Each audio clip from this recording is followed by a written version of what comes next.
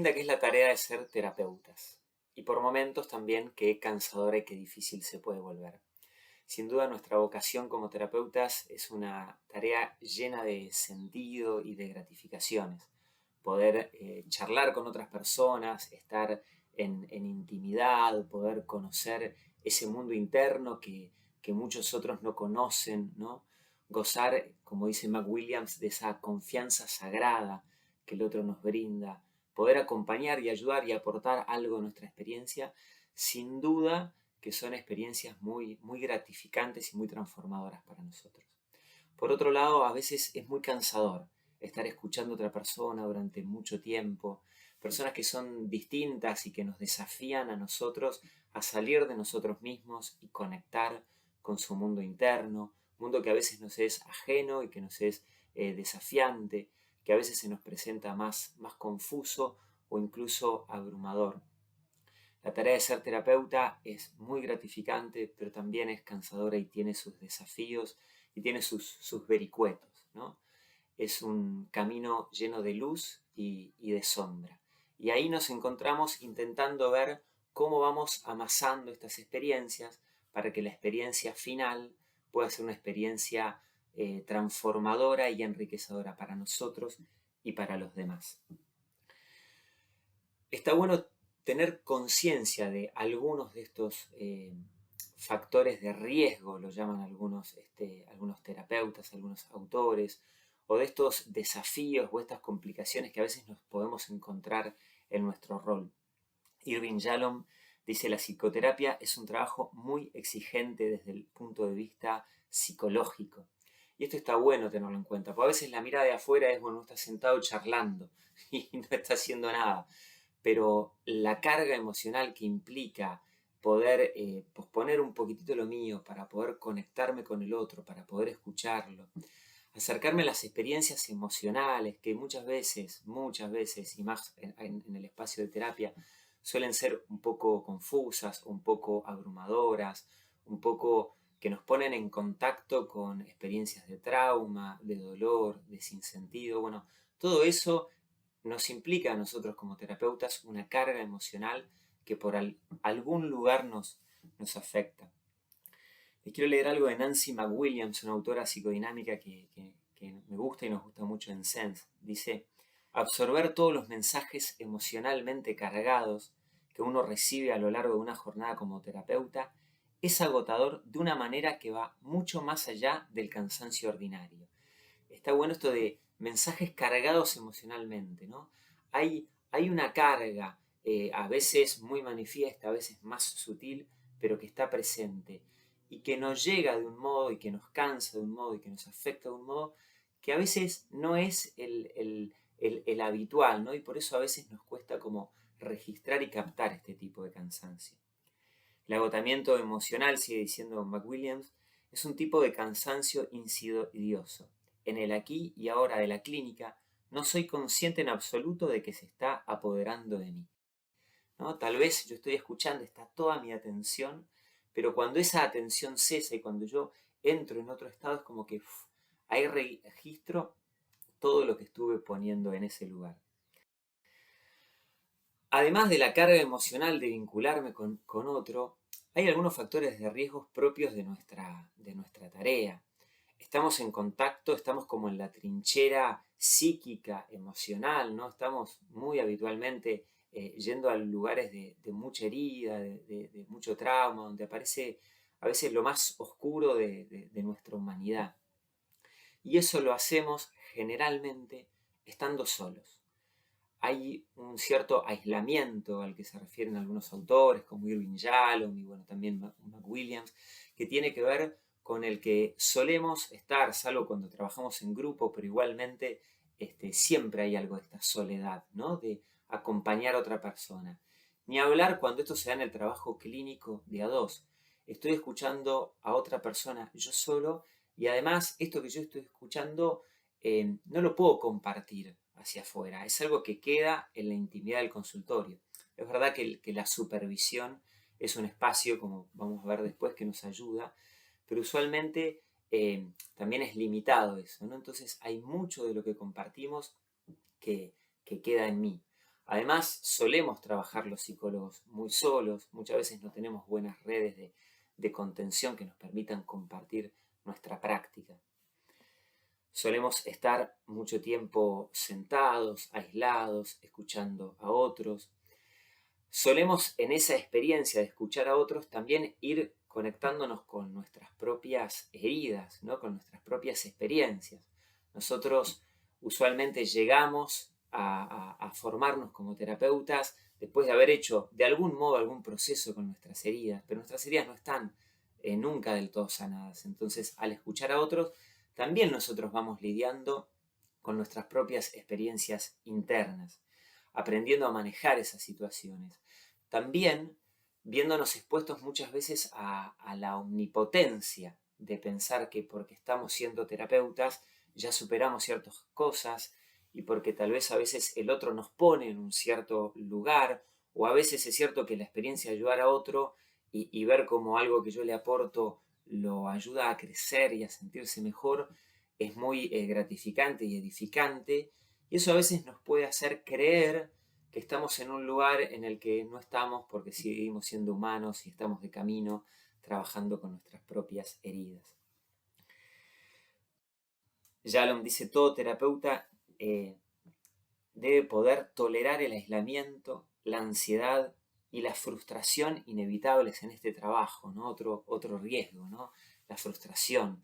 Así como a veces nos podemos sentir un poco omnipotentes porque hacemos cosas que a los otros los hacen sentir muy bien, no es raro que muchas veces hagamos cosas y las personas no puedan avanzar, ¿no? Hay heridas que son muy profundas, hay sistemas que están muy rígidos y que son muy difíciles de transformar. Y yo en el consultorio es muy poquito lo que puedo hacer, a veces para acompañar a la otra persona que vaya generando un cambio ahí. Entonces no es raro que me encuentre también muchas veces frustrado. Parte de nuestra tarea como terapeutas es aprender a lidiar con esto. Es decir, no es que esto no nos pase, no es que algo está saliendo mal si yo me encuentro con estas cosas, sino que todo lo contrario, estoy en el camino de ser terapeuta, de aprender a lidiar con estas cosas. Hay un mito muy lindo que nos puede iluminar en este sentido, que es el mito de Quirón, el sanador herido. Un mito griego. Quirón era un centauro, hijo de Cronos y de Filiria, una ninfa. Un centauro es esa bestia mitad caballo, mitad humano. Quirón, a diferencia del resto de los centauros, que eran bestias bastante agresivas y bélicas y más bien brutas, este centauro, Quirón, había sido rechazado y abandonado por su madre, y por ende había sido adoptado por Apolo, el dios Apolo, que le enseñó de la caza, de la música y sobre todo también de la medicina.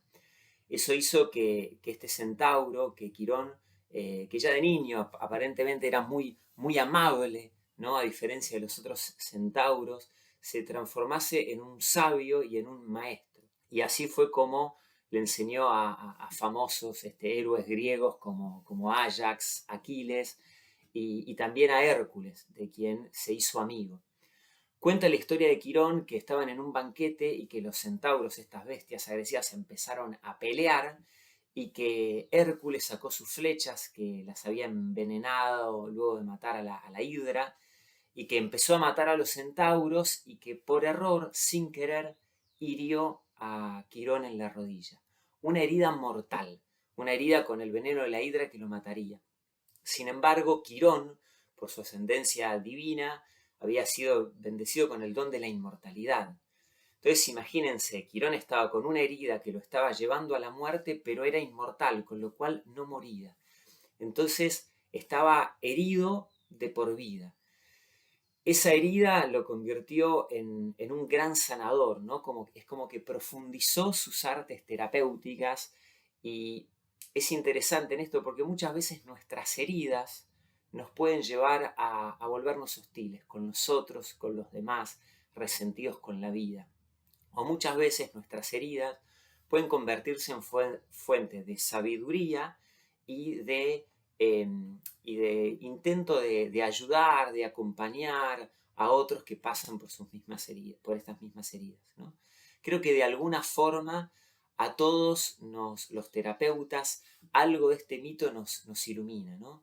Todos nosotros hemos sido heridos, como Quirón, que fue rechazado como por su madre, Quirón, que fue herido sin querer, ¿no? Como tantas veces nos encontramos heridos, no porque sea nuestra culpa, sino porque nos han sucedido cosas, pero esa herida no fue fuente como de resentimiento, sino que fue fuente de sabiduría y de enriquecimiento para otros. Pero a la vez es una herida que permanece abierta, entonces la sabiduría está también en cómo seguir lidiando con esta herida, no pretendiendo que no esté, no volviéndonos omnipotentes, ni tampoco quedarnos abatidos por esta herida, por la frustración, por la impotencia, por nuestros límites, ¿no? Sino cómo hacer que esta herida sea fuente de sabiduría para poder acompañar a otros. Me gustaría como parte de esta sabiduría traer una enseñanza de Bert Hellinger. Bert Hellinger es el creador de las constelaciones familiares, que tiene un libro bastante interesante de ayuda que nos puede aportar algunas reglas o orientaciones a quienes somos terapeutas. Una de estas reglas de la ayuda, me voy a tener solo en esta, tiene que ver con esta experiencia, con este equilibrio que hay entre estar en contacto con nosotros y con los demás. El ayudar a otros y ayudarnos a nosotros mismos, que muchas veces está planteado como en una falsa oposición, ¿no? Entre altruismo y egoísmo. Hay una idea de que, bueno, si yo amo a los demás, si yo ayudo a los demás, si yo soy solidario, eso lo hago por los otros y no lo hago por mí, cuando en realidad siempre que hago algo por los otros, algo también lo estoy haciendo por mí. Y a la vez, muchas veces hay una idea de egoísmo, que si yo me cuido, pongo distancia o hago esto porque a mí me hace bien, entonces estoy siendo egoísta y no estoy pensando en los otros. Nosotros no compartimos este pensamiento dicotómico, pensamos que hay un equilibrio que no es estático, no es el equilibrio de la balanza, que encontré un punto y se quedó quieto, sino que es un equilibrio dinámico, como el de un barco que va lidiando con las fuerzas del viento y del mar, ¿no? Y con las propias tensiones internas entre las velas y las cuerdas para encontrar una fluidez.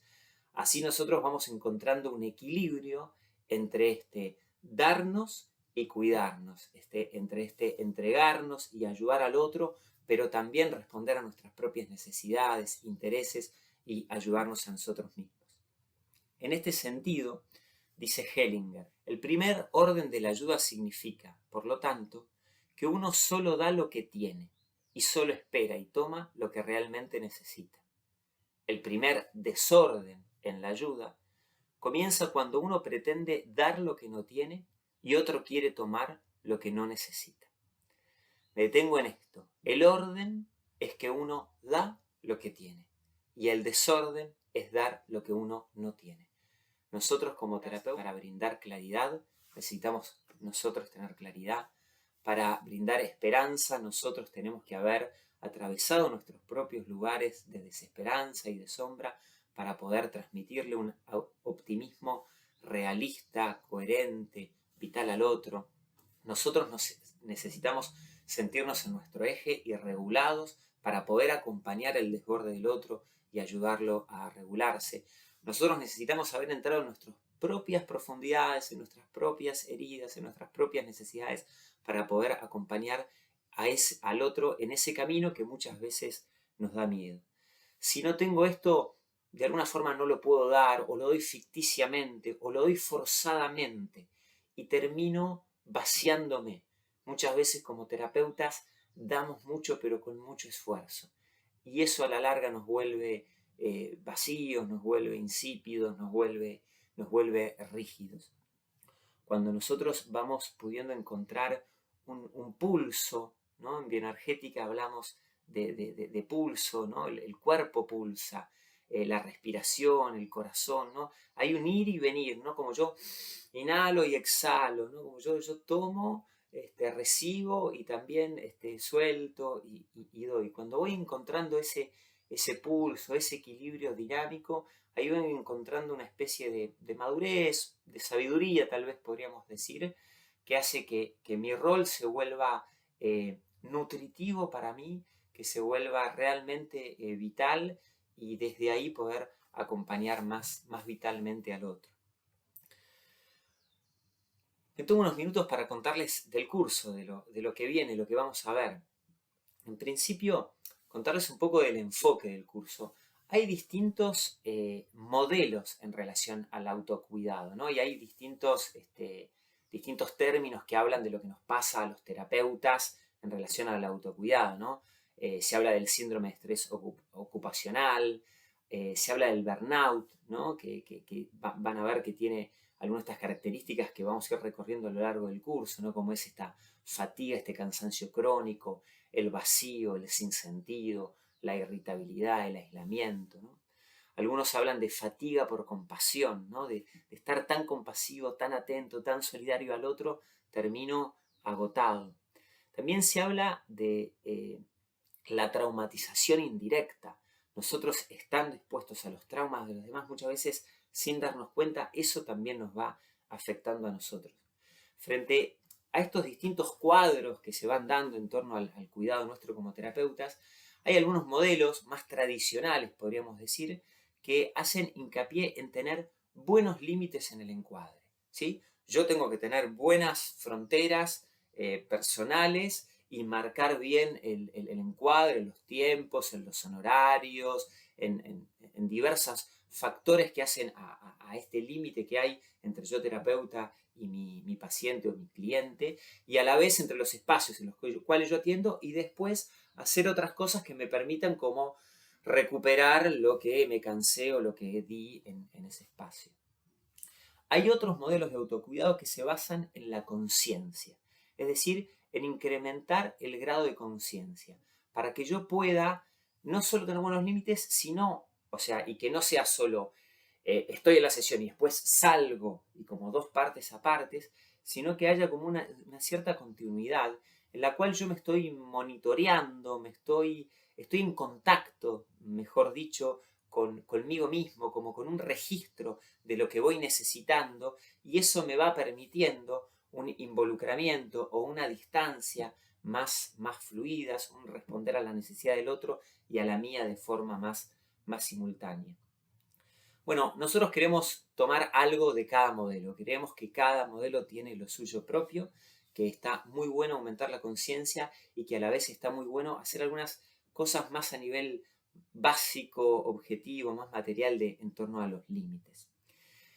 Este curso se estructura en 4 unidades y una conclusión al final. Son 4 reflexiones en torno al autocuidado como terapeuta con 1 o 2 ejercicios por unidad para que vos puedas ir poniendo en práctica. Para que puedas hacer los ejercicios necesitas tener al menos 20 minutos. Puedes hacerlo un poquito más corto, pero te sugeriría que sean 20, 30 minutos, o sea, que dispongas un ratito para estar y hacer el ejercicio y conectarte. A medida que vos vayas haciendo estos ejercicios, si es que te suman, seguramente los vayas incorporando y a veces puedes dedicarle mucho más tiempo o tal vez haya menos tiempo y los puedas hacer un poco más ágil. Pero por el momento dispone de un tiempo, un lugar, un espacio de 20 minutos para estar con vos. Lo que te vamos a ofrecer no es magia, no es todo, simplemente son algunas de las cosas que yo y del equipo de Sense venimos madurando, hemos ido compartiendo y que queremos compartirte a vos para que aquello que te haga sentido sea como un disparador que te pueda ayudar a entrar en este camino posible para sentirte mejor con vos, más conectado y por ende más disponible para acompañar a los otros.